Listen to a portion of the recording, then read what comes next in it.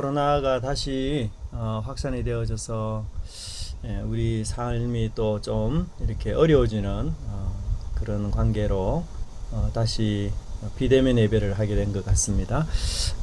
그렇지만 또 우리가 이런 위기와 어려움 속에서도 하나님을 예배하는 우리의 그 마땅한 의무, 이것은 우리가 참 잊어버리면 안 될 것 같고, 또 어려운 시기일수록 우리가 이런 어려움들을 하나님께 대한 믿음에 대한 신의를 잃지 않도록 그렇게 해야 될 것 같습니다. 아담이 타락한 이후에 인간은 사실 끊임없이 모든 일에 주인이 되려는 이런 욕구로 살아가고 있습니다. 그런데 참 더 무서운 것은 이러한 자기 주장과 자기 욕구를, 이기적인 욕구를 죄의 본질로 보지 않는다는 점이죠. 그러나 성경은 이기심과 자기 욕심 또는 탐욕을 가장 본질적인 죄의 형태로 다루고 있습니다. 이스라엘 백성들이 하나님께 범죄했을 때에 하나님은 그들에게 속죄 제사를 통해서 다시 하나님과의 관계를 회복하도록 그렇게 하셨습니다. 그때 그 속죄 제사에서 가장 중요한 요소 중 하나가 바로 피라는 사실이죠. 성경은 왜 그렇게 피에 대해서 중요하게 여기고 꼭 피가 동반되는 제사를 하나님께 속건제물로 속죄제로 드리라 할까? 레위기 17장 11절을 보시면 육체의 생명은 피에 있다라고 표현되고 있습니다. 희생제물을 드릴 때에 그 희생제물의 피가 인간의 생명을 대신해서 흘리는 것으로 이렇게 설명하고 있는데요. 재미나게도 여기 생명이라는 이 단어, 육체의 생명은 할 때 이 생명이라는 이 단어가 바로 욕구라는 뜻을 갖고 있습니다. 네페시라고 해서 히브리어로 욕구. 그래서 이 희생제물의 피가 인간의 욕구를 대신하여 흘리는 것이다 라고 해석할 수가 있다는 것이죠. 그렇기 때문에 이 속죄죄는 인간의 잘못된 욕구를 동물의 피로 대신해서 그 피를 제단에 뿌려서 인간이 가지고 있는 원천적인 이기적 욕구와 탐욕, 탐심, 이것을 대속하는 제사로 레위기는 해석하고 있다는 것이죠. 사실 하나님이 아담을 만드시고 그 코에 생기를 불어넣으셔서 인간이 생명이 되었다라고 말하고 있는데요. 이 생명을 히브리어로 보면은 네페시 하야 이렇게 이야기하고 있습니다. 즉 살아있는 욕구다 이렇게 표현되고 있습니다. 그래서 이 네페시라는 단어가 굉장히 창세기 1장부터 나오면서 레위기로 연결되는 굉장히 중요한 단어이죠. 그래서 하나님은 아담을 만들 때에 선한 욕구를 가진 존재로 만드셨지만 아담은 선한 욕구를 이기적 욕구와 탐욕으로 변질시켜서 선악과를 따먹게 된 것이에요. 이처럼 아담의 문제는 그 이기적 욕구로 표현되는 네페시였기 때문에 속죄제와 속건제를 드릴 경우에는 반드시 그 드리는 사람의 생명을 네페시라고 표현을 해서 네페시를 제거하는 것, 즉 탐욕과 이기심을 제거하는 것이 가장 중요한 요소라는 사실을 속죄제에서 언급되고 있습니다. 사실 그렇지만 죄인의 그 욕구, 그것은 끊임없이 우리가 발산되는 것을 느끼고 우리는 참 그 욕구의 희생자가 마치 되듯이 욕심 덩어리로 인생을 또 우리 삶을 살아갈 때가 참 많은 것 같습니다. 오늘 본문에서도 우리는 그 이스라엘의 욕심을 발견하게 되고요. 그들의 욕심이 결국은 전쟁에서 패배할 뿐만 아니라 참 안타깝게도 하나님의 영광이 떠나는 이런 수치와 비참함에 빠지는 결과를 낳게 됨을 보게 됩니다. 지금까지 우리가 살폈던 사무엘상 1장부터 3장까지의 내용에서 아주 중요한 인물은 바로 사무엘이었습니다. 하지만 이상하게 우리가 4장부터는 6장까지 사무엘에 대한 언급을 전혀 찾아볼 수가 없습니다. 4장부터 6장까지의 주된 주제는 이스라엘과 블레셋과의 전쟁 얘기를 주제로 등장시키고 있습니다. 이렇게 주제가 바뀌는 이런 부분을 보면서 우리는 조금 생뚱맞다는 느낌이 있죠. 왜냐하면 3장 말미에서 사무엘로 말미암아서 이제 이스라엘의 영적 부흥과 은혜의 시기가 도래했다, 이렇게 말하고 있던 저자가 이제 4장에서는 그 방향을 돌려서 갑자기 블레셋과의 전쟁을 이야기하는 것이죠. 특별히 1장부터 3장까지 언급되었던 사무엘도 지금 등장하지 않고 있습니다. 우리는 그러면 질문을 던져야 되겠죠. 왜 그러면 저자는 여기서 블레셋과의 전쟁 얘기를 쓰고 있을까, 표현하고 있을까?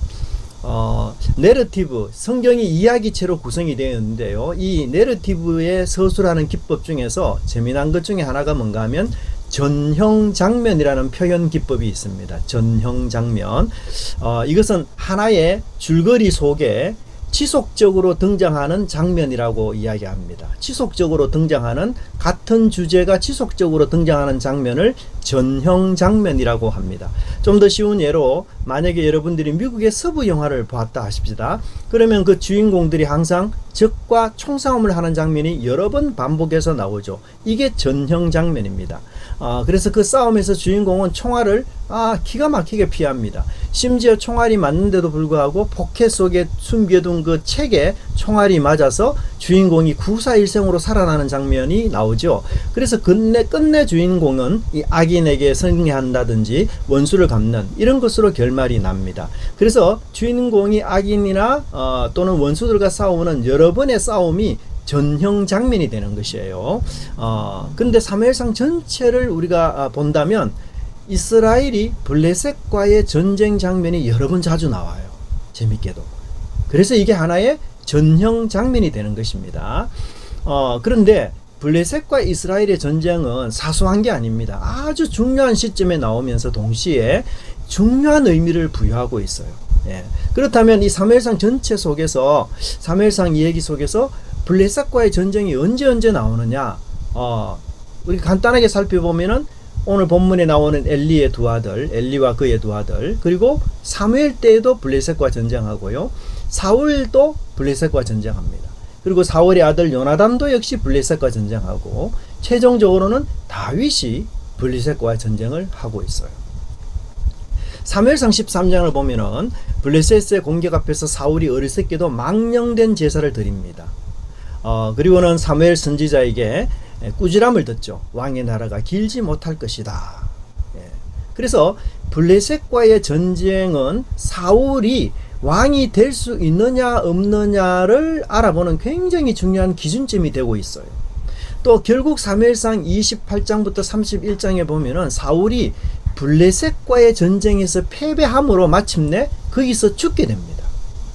그래서 블레셋과의 전쟁은 사울의 왕을 폐위시키는 아주 결정적인 전쟁이 되어버리는 거예요. 반면에 이제 사무엘상 7장을 보시면요, 이스라엘이 블레셋과 전쟁을 하는데 그때 주인공으로 등장하는 인물이 사무엘이에요. 그런데 그 사무엘은 블레셋과의 전쟁에서 사울과는 반대로 승리하게 됩니다. 그렇게 됨으로써 사무엘이 이스라엘의 영적 지도자와 정치적 지도자로 급부상하는데 굉장히 중요한 발판이 되는 게 블레셋과의 전쟁에서의 승리가 기초가 되는 것이에요. 그리고 우리가 잘 알듯이 사울의 아들 요나단은 사무엘상 14장에서 블레셋과 전쟁에서 단신으로 선제 공격을 해서 다시 이스라엘이 블레셋과 전쟁에서 이기는 아주 중요한 결정적인 기여를 하는데요. 여기서 저자는 아버지 사울보다도 아들 요나단이 훨씬 살아있고 경건의 능력이 있는 생생한 믿음을 가진 사람이다 라는 제시를 우리에게 해주고 있습니다. 그리고 가장 중요한 것은 이제 다윗이죠.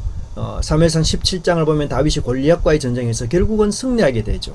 뿐만 아니라 예루살렘의 왕이 된 이후에 또다시 블레셋과 전쟁하는데 그때 또다시 승리합니다. 그리고는 블레셋을 상징하는 거인들, 그 거인족을 완전히 멸망시키고 이제 나라를 굳게 합니다. 그래서 사울이 블레셋과의 전쟁에서의 패배한 장면과 다윗이 블레셋과의 전쟁에서 승리한 장면을 굉장히 대조시키면서 사무엘상 전체에서 이 블레셋과의 전쟁이 어떤 의미가 있는지를 우리에게 제시하고 있는 것이죠. 그래서 우리가 앞의 예를 통해서 이 블레셋과 전쟁에서 패배한 것은 믿음에 대한 실패, 하나님을 의지하는 것에 대한 실패, 신앙에 문제점이 있다는 것을 드러내는 그런 것을 말하지만, 동시에 반대로 블레셋과의 전쟁에서 승리한다는 것은 믿음에 대한 승리, 하나님을 신뢰하고 의지하는 것에 대한, 또 하나님께 인정받은 것에 대한 승리를 연결시키고 있습니다. 그렇기 때문에 저자는 이제 4장에서 믿음의 승패를 결정하는 이 블레셋을 등장시켜서 하나님께 신실하지 못한 이유와 그 결과를 설명하면서 동시에 이제 이스라엘 백성들이 믿음을 회복해야 된다는 사실을 우리에게 요청하고 있습니다. 4장 1절을 보시면 이스라엘이 블레셋과 전쟁을 합니다. 사무엘의 말이 온 이스라엘에 전파되니라. 이스라엘은 나가서 블레셋 사람과 싸우려고 에베네셀 곁에 진을 치고 블레셋 사람은 아벡에 진쳤더니 블레셋 사람들이 이스라엘에 대하여 전열을 벌리니라. 그 둘이 싸우다가 이스라엘이 블레셋 사람 앞에서 패하여 그들에게 전쟁에서 죽임을 당한 군사가 4,000명 가량이라. 블레셋은 이 아벡이라는 곳에 진을 쳤는데요. 이것은 요새를 뜻합니다. 우리 지도를 한번 보시면 이스라엘의 중부 쪽에 위치한 도시가 아벡입니다. 보이시죠? 아벡. 아벡에서 사실은 이게 지도에는 표시되어 있지 않는데요. 한시 방향으로 조금 올라온 지역이 에베네셀입니다. 지도에는 표시되어 있지 않습니다. 그리고 아벡에서 3시 방향으로 옆으로 가시면 실로가 나와요. 실로가 보이죠? 지금 언약궤가 있는 장소가 바로 실로입니다. 그리고 아벡에서 실로 사이의 거리가 한 35km 정도 되는 거리입니다. 자, 그리고는 왼쪽에 보시면 이제 그 해변가를 따라서 아스돗, 아스글론 이런 도시들이 나오죠. 아스돗, 여기가 바로 블레셋 진영의 중요한 도시들입니다. 그래서 블레셋은 5도시를 중심으로 나라를 형성하고 있는데 그 다 해변가 주로 위치해 있는 것이고요. 이 해변가에 있기 때문에 당연히 자기 영토를 확장하기 위해서는 내륙 지방으로 들어올 수밖에 없고, 이 내륙 지방으로 들어오게 되면 결국은 이제 이스라엘과 전쟁해야 되는 그런 상황에 빠지게 됩니다. 이렇게 아벡과 에베네셀에 진을 쳤지만 1차전에서 이스라엘은 무려 4,000명의 군사가 죽으면서 패배하고 말았던 것을 우리가 볼 수가 있습니다. 사실 블레셋은 굉장히 강한 민족입니다. 해변, 특별히 이 해양 민족으로서 아주 잔인하고도 강한 민족이고요. 블레셋이 섬기는 신들이 다곤 신들 아닙니까? 그래서 물고기 형상을 한 신을 섬기고 있고, 그들은 또 할례를 받지 않아요. 그래서 성경에서는 이 블레셋 사람을 명칭하는 칭호가 할례받지 않는 자라는 표현을 또 쓰고 있습니다. 그리고 그들이 철제 무기들을 갖고 있었어요. 그래서 상대적으로 무기 측면에서 보면은 이스라엘보다는 훨씬 우월한 무기를 갖고 있었습니다.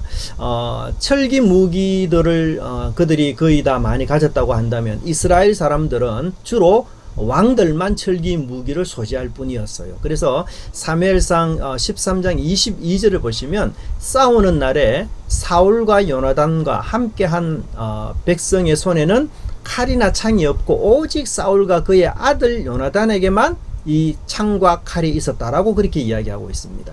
그래서 창과 칼로 만들어진 철제 무기는 사울과 요나단만 갖고 있었지 일반 군사들은 가지고 있지를 못했어요. 그래서 전쟁을 하게 되면 사실 이게 빈약한 무기 때문에 이스라엘이 참 이기기가 어려운 이런 상황은 사실 현실적입니다.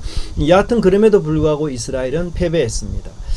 그런데 3절에서 우리는 굉장히 큰 충격을 받는데요. 이스라엘이 이 패배를 어떻게 해결하려고 하는지 그 해결책을 보면 굉장히 난감하다는 의미가 이 속에 있습니다. 3절에 보시면 백성이 진으로 돌아오매 이스라엘 장로들이 가로되 여호와께서 어찌하여 우리로 오늘 블레셋 사람 앞에서 패하게 하셨는고 여호와의 언약궤를 실로에서 우리에게로 가져다가 우리 중에 있게 하여 그것으로 우리를 우리 원수들의 손에서 구원하게 하자 하니, 이스라엘 장로들의 해결책은 무엇입니까? 그것은 바로 실로에 있는 언약궤를 가지고 오는 아주 단순한 해결책이었습니다.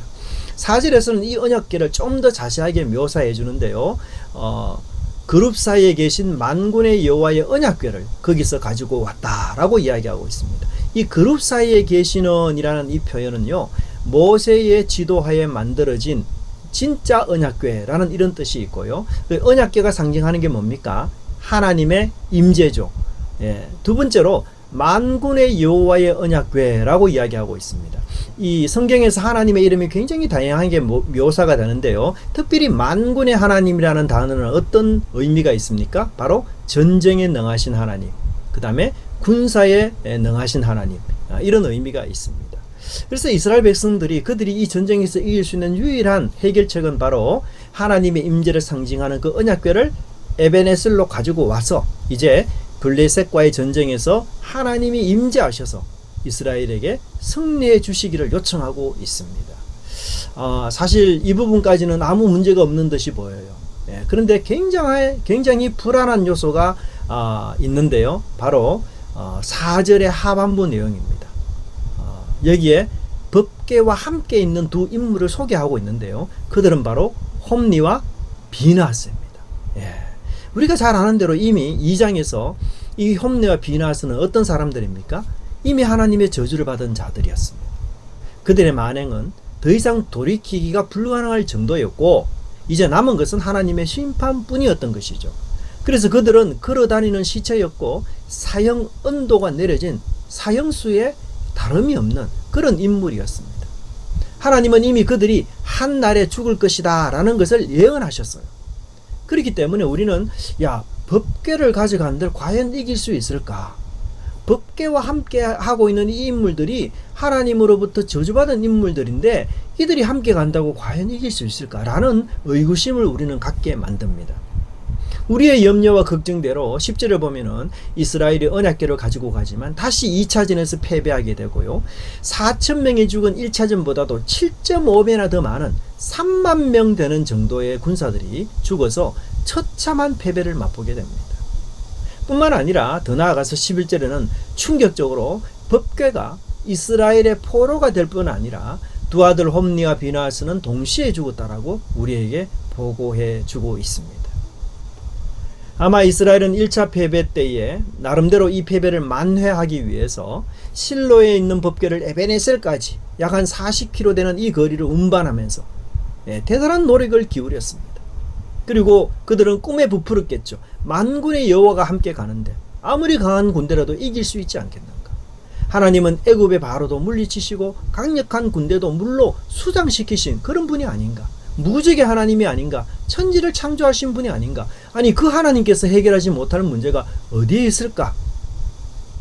하지만 그들의 예상과는 달리 그들은 블레셋에 처참한 패배를 하고 맙니다.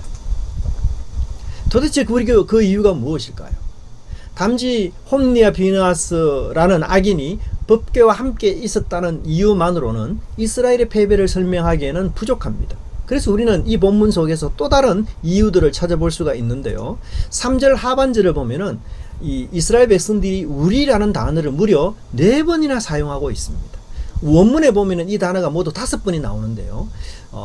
여호와의 언약궤를 실로에게서 우리에게로 가져다가 우리 중에 있게 하고 그것으로 우리 원수들의 손에서 구원하게 하자. 여러분 이 본문을 읽으면서 어떤 느낌이 듭니까?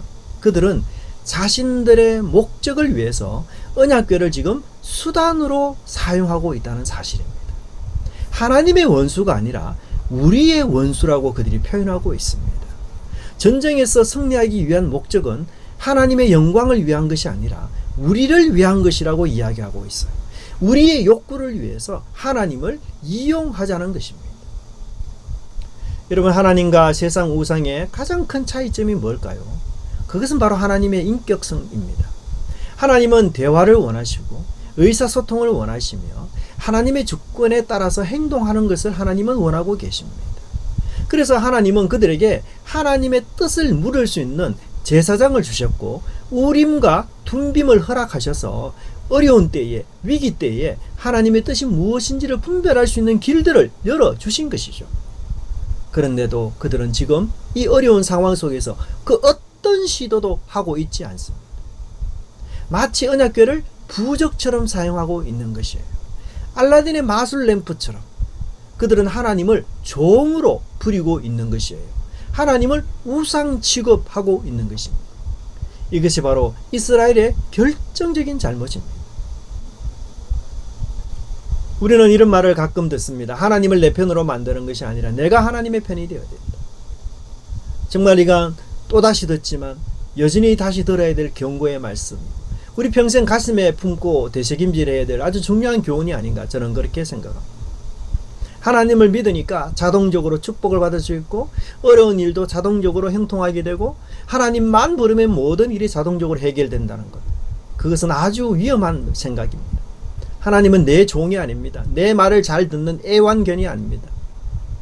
우리는 겪어야 할 어려움이 있으면 그 어려움을 당해야 하고 견뎌내야 될 고난의 시기가 있다면 그것을 인내해야 되는 것입니다. 코로나의 시작과 끝맺음이 오직 하나님께 달린 것을 우리는 믿음으로 고백합니다. 그래서 우리는 또 한편 코로나의 종식을 위해서 기도해야 하지만 그보다 중요한 것은 이 고난의 시기를 사랑과 인내와 섬김으로 견뎌내야 된다는 사실입니다.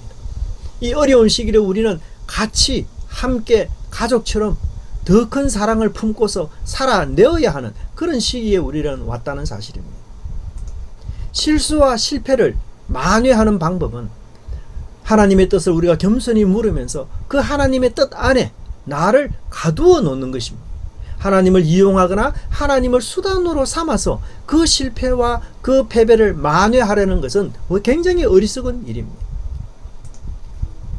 법궤가 들어올 때에 더 놀라운 것은 이스라엘의 반응과 블레셋의 두려움이 굉장히 대조적이라는 사실입니다.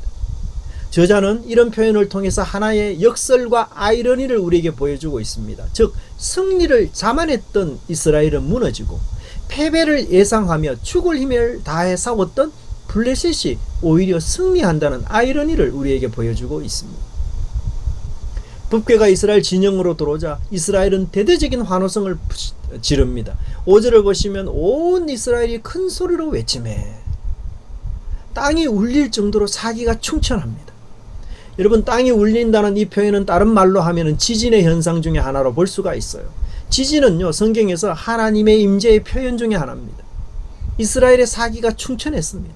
하나님을 등에 업고 가기만 하면 눈앞에서 승리가 펼쳐질 것을 그들은 예상한 것이죠. 그래서 전날의 이 패배를 속 시원히 되갚아질 수 있는 그런 희망을 그들은 품고서 아주 용맹하게 고함을 질렀던 것입니다. 이제 6절과 8절을 보십시오. 이런 함성에 블레셋은 화로다, 이 말을 두 번이나 외치면서 그들은 절망하고 두려움에 떨었습니다. 6절에 보시면 블레셋 사람이 그 외치는 소리를 듣고 이르되 히브리 진영에서 이 큰 소리로 외치면 어찌 됨이냐 하다가 여호와의 괴가 진영에 들어온 줄을 깨달은지라 블레셋 사람이 두려워하여 이르되 신이 진영에 이르렀도다 하고 또 이르되 우리에게 화로다, 전날에는 이런 일이 없었도다, 우리에게 화로다, 누가 우리를 이 능한 신들의 손에서 건지리요, 그들은 광야에서 여러가지 재앙으로 애굽인을 친 신들이니라. 여러분, 저는 이 장면을 보면 굉장히 놀라운 게 있어요. 그게 뭔가 하면요, 놀랍게도 저자는 법궤가 들어올 때에 이스라엘보다도 블레셋에 더 많은 대사를 하려 하고 있어요. 굉장히 놀랍습니다. 사실은 여러분, 이스라엘은 법궤가 들어오는 데 있어서 대사도 없어요. 그냥 큰 소리로 고함 지르는 것이 전부입니다. 하지만 블레셋은 하나님을 향해서 놀라운 신앙 고백을 합니다. 그들은 8절에서 최고의 강국이라 할 수 있는 애굽을 물리치신 하나님, 능력의 하나님 고백하고 있다. 이 또한 역설입니다. 법궤가 이스라엘 진영으로 들어왔을 때에 우리는 이스라엘의 놀라운 신앙을 고백할 것을 기대합니다.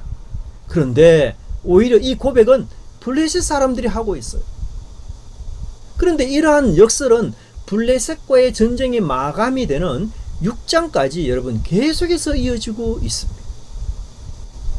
저자가 이런 화법을 통해서, 이런 기법을 통해서 지금 우리에게 뭘 전달해 주려고 하고 있습니까? 그것은 바로 이스라엘이 믿음과 신앙에 있어서 아주 쇠락하고 있다는 사실을 이야기하고 있습니다. 블레셋 사람들이 알고 신앙 고백하는 그 신앙 고백조차도 이스라엘은 입에 담지 않고 있다는 사실이에요. 성경은 여러 곳에서 전쟁의 패배가 하나님의 징계와 심판임을 우리에게 가르쳐주고 있습니다. 또한 전쟁의 패배는 국가적 위기와 재난 아닙니까? 그래서 블레셋과의 1차전의 이 패배 속에서 이스라엘은 이러한 심각성을 인지하고 정말 무엇이 잘못되었는지 다시 그들이 철저하게 살피면서 하나님께 돌아와야 함에도 이스라엘은 그것을 전혀 깨닫지도 못하고 돌이킬 줄도 알지 못하고 있습니다. 경건의 모양으로만 적과 세상을 이길 수 없습니다. 경건의 능력이 있어야 우리는 세상을 이길 수 있습니다. 하나님과의 관계 회복, 성결과 거룩의 회복이 없이는 제사장 나라와 하나님 거룩한 백성이라는 사명을 감당할 수 없습니다.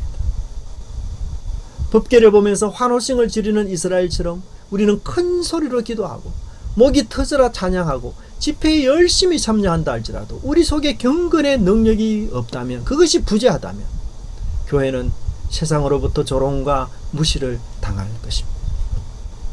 우리의 탐욕을 내려놓고 우리의 정치적 수단과 쾌락과 꾀를, 권모술수를 내려놓고 내가 싫어하는 사람, 미워하는 사람을 사랑하려고 애를 쓰고 변화되지 않고 바뀌지 않는 나의 이 성격과 성향을 위해서 기도하고 새 사람으로 거듭남이 나는 필요한 존재라는 것을 인지하고 약자와 아픔을, 고통을 공감하고 어두움을 밝히는 빛의 역할을 감당하고자 하는 그런 경건의 능력, 그것이 과연 우리에게 있는가를 우리는 되짚어 보아야 할 것입니다. 우리는 지금 어려운 시기를 지나고 있습니다. 코로나라는 이 환경이 세상의 위기이며 또한 교회의 위기이기도 합니다. 하지만 우리는 이 세상의 위기가 오히려 교회에는 기회가 되어야 한다는 사실을 잘 인지하고 있습니다. 이 위기 속에 교회는 등불이 되어야 되고 빛이 되어야 합니다. 그래서 교회는 코로나로 지친 사람들을 품는 곳이 되어야 하고, 우리가 백신을 만들거나 이런 거대한 일은 하지 못한다 할지라도 어려움과 아픔을 공감하면서 낮은 자리에서 위로하고 돕는 자가 되고 기댈 수 있는 그러한 곳이 되어야 할 것입니다. 우리 기독교의 역사를 살펴보십시오. 우리 선배 기독교들은 어려운 시대가 올수록 빛의 역할을 잘 감당해서 이 세상과 사회에서 희생과 헌신의 모범적인 그런 장소로 교회가 인정받았음을 우리는 이 교회의 역사 속에서 알 수가 있습니다. 우리가 무슨 큰 일을 하자는 게 아닙니다. 내가 할 수 있는 작고 소소한 일, 그리고 우리 교회가 지역사회를 할 수 있는 그 작은 일부터 우리는 시작한다. 코로나라는 위기 속에서 우리는 빛의 사명을 감당하는 통로가 될 수 있을 것입니다. 이스라엘의 전쟁 패배는 참혹한 결과를 낳게 됩니다. 12절부터 저자는 이제 실로에서 일어난 일을 설명하고 있습니다. 12절에서 가장 먼저 전령의 복장과 외모를 이렇게 소개하고 있습니다. 그 옷을 찢고 그 머리에 티끌을 무릅쓰고, 이런 모습은 바로 극도의 슬픔과 괴로움을 표현하는 행동입니다. 13절을 보면은 장면을 다시 바꾸어서 엘리를 조명하고 있습니다. 그런데 엘리에 대한 설명 중에 아주 특이한 표현이 나오는데요. 그것은 바로 그가 자기 의자에 앉았다라는 표현입니다. 13절에도 이 엘리와 의자를 서로 연결시켜 나오고 있는데요. 무려 1장부터 4장까지 엘리와 의자라는 이 두 단어를 항상 연결시키는 게 3번이나 나오고 있습니다. 가장 먼저 나오는 부분이 1장 9절의 내용이었죠. 그때 제사장 엘리는 여호와의 전 문설주 곁 의자에 앉아 있었더라. 그런데 4장 13절에서 한 번 더 나오고요. 이제 마지막으로 4장 18절에서 또 나오고 있습니다. 18절에서는 문 곁에서 목이 부러져 죽었다라고 말하고 의자의 뒤로 넘어져 라고 이야기하고 있습니다. 그렇다면 왜 저자는 계속해서 엘리와 이 의자를 이렇게 연결시키고 있을까요? 이 의자라는 것은 통치를 뜻하고 있어요. 왜냐하면 의자에 넘어진 사건과 엘리가 사사가 된 지 40년이었다는 통치 연수를 연결시켜서 말하고 있기 때문입니다. 엘리는 40년 동안 이스라엘을 통치한 지도였습니다. 오랫동안 통치한 지도자였죠. 하지만 그의 마감은 심히 유감으로, 마지막은 심히 유감으로 끝나고 말았습니다. 특별히 그가 죽을 때 성경은 목이 부러져 죽었다라고 이야기하고 있습니다. 굉장히 비참한 상태로 죽었다는 것을 의도하고 있는 것이죠. 벗개도 빼앗겼습니다. 두 아들도 죽었습니다. 며느리까지 심지어 난산으로 죽고 말았습니다. 엘리가 행복으로 그의 인생을 시작했을는지 몰라도 정말 그의 마지막은 불행으로 마감되는 너무나도 안타까운 그런 인생이었습니다. 14절에서 저자는 엘리에 대한 또 다른 정보를 우리에게 전해주는데요. 그것은 전쟁의 보고를 가장 늦게 보고받았다는 뜻입니다. 전쟁의 결과를 엘리를 제외한 주위 사람들이 이미 다 알고 있습니다. 이스라엘이 패배했다는 이 전쟁의 결과를. 13절에 보면 전령이 성읍에 들어오면서 이 전쟁의 패배 소식을 알리니까 온 성읍이 부르짖는다라고 말합니다. 가장 먼저 알아야 될 이 정보를 엘리는 지금 가장 늦게 제공받고 있는 것이에요. 그런데 여러분, 이 엘리가 가장 중요한 정보를 가장 늦게 받는다는 이 주제는요, 이미 1장, 2장, 3장에서 반복된 주제였습니다. 그 말은 뭔가 하면 엘리는 핵심적인 사실과 진리에서 항상 배제되는 자, 항상 왕따당하는 자, 항상 그 진리에서 주인공이 아닌 자로 지금 성경은 이야기하고 있다는 사실이에요. 1장에서는 무엇입니까? 엘리는 한나의 상황을 모르는 채 그녀를 술 취한 악한 여자로 판단하고 있습니다. 2장에서 엘리는 두 아들의 비행을, 잘못된 그 행실을 가장 늦게 압니다. 3장에서는 엘리는 하나님의 계시를 사무엘을 통해서 알게 됩니다. 4장에서 그는 이스라엘의 패배 소식을 가장 늦게 보고받습니다. 엘리는 주인공이 아니에요. 엘리는 주변입니다. 주변인이고 소외자고, 그는 아무 이스라엘에서 어떤 역할을 잘 못하는 그런 존재로 인식되고 있는 것이에요. 그의 위치는 통치자입니다. 그의 이름은 제사장이에요. 그는 아버지예요. 그는 스승입니다. 하지만 하나님과 모든 백성들에게 철저하게 소외된 자라는 사실을 우리에게 알려주고 있습니다. 저자는 15절과 18절에서 다시 엘리의 외적인 모습을 우리에게 묘사해주고 있습니다. 15절에 보시면 그의 눈이 어두웠다는 사실을 이야기하고요. 18절에서는 아주 다른 색다른 정보를 우리에게 전해주고 있어요. 지금까지 엘리를 1장, 2장, 3장에서 묘사를 했지만 이 묘사는 한 번도 나오지 않는 것인데요. 그게 뭔가 하면 엘리가 비둔하다라는 사실입니다. 여러분, 이 얘기는 1장, 2장, 3장을 거쳐서 엘리를 묘사하는 데 있어서 가장 처음으로 나오는 우리에게 주는 정보예요. 사실 눈에 대한 정보는 이미 엘리의 눈에 대한 정보는 이미 저자가 우리에게 제공해 주었습니다. 3장에서 엘리를 하나님이 어떻게 말합니까? 눈이 점점 어두워 간다라고 이야기했어요. 그 표현은 눈이 희미하게 겨우 보이는 정도를 이야기하고 있어요. 근데 4장 15절에서는 아예 눈이 어둡다라고 이야기하고 있어요. 이것은 뭘 뜻하는가 하면 눈동자가 멈추어 섰다, 이런 뜻입니다. 맹인이라는 뜻이에요. 맹인. 눈이 고정되었다는 거죠. 보지 못한다는 거예요. 그는 지금 영적으로 분별력을 완전히 잃은 사람, 상실된 사람, 맹인이 된 사람, 3장 때보다도 더 나아진 사람이 아니라 더 못한 사람, 이제는 이전보다 그 상태가 악화되어서 더 이상의 치료도 회복도 불가능하게 된 그런 상태라는 사실을 우리에게 보고해주고 있습니다. 뿐만 아니라 엘리의 외형에 대해서도 비둔하다는 정보를 18절에서 우리에게 최초로 처음으로 새로운 정보를 우리에게 주는데요. 이것도 무슨 뜻인가 하면 바로 엘리가 탐욕이 많은 사람이라는 사실을 우리에게 알려주고 있습니다. 여러분, 성경은 사람의 외형을 잘 묘사하지 않아요. 그래서 제가 전에 말씀드렸던 것처럼 예수님도 사실 어떤 분인지 우리 잘 모르지 않습니까? 그런데도 이런 외형을 묘사하는 이유는요, 이런 외형을 통해서 뭔가 우리에게 상징적인 의미를 주기 위해서 이렇게 묘사하고 있습니다. 사사기 여러분 3장을 보시면 모압 왕 에글론을 소개하는데요. 이 모압 왕 에글론의 외모를 유일하게 묘사하는 17절을 보면 비둔하다라고 이야기하고 있어요. 비둔한 에글론이 언급하는 것은요, 비둔한 엘리처럼 탐욕과 욕심이 많은 자라는 것을 암시해주고 있습니다. 그래서 에훗은 에글론이 좋아할 만한 미끼를 탁 던집니다.